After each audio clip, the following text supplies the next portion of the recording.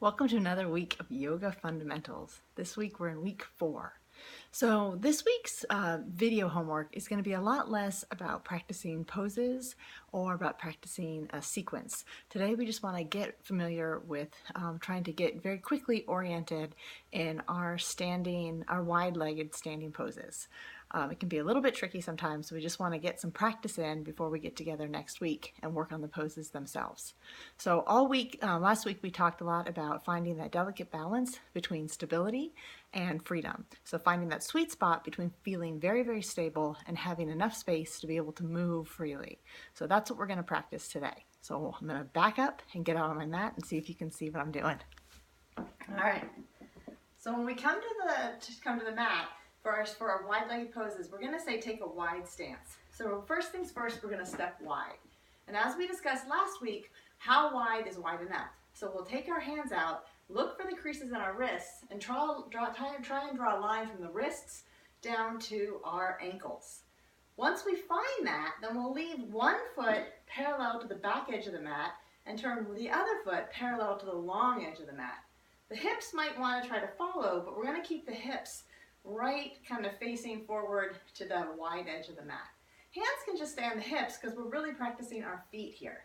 So we want to see how wide is too wide and can we find that sweet spot. So I take a deep breath in, and as I bend my knee and let my thigh descend, I want to kind of find that space where I feel super stable in my legs, but I also have enough freedom to move my knee and let myself gently move down.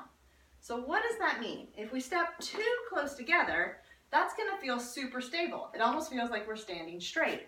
So if we're feeling really stable, that's great, except for when we try to bend that knee, there's not a lot of room to move.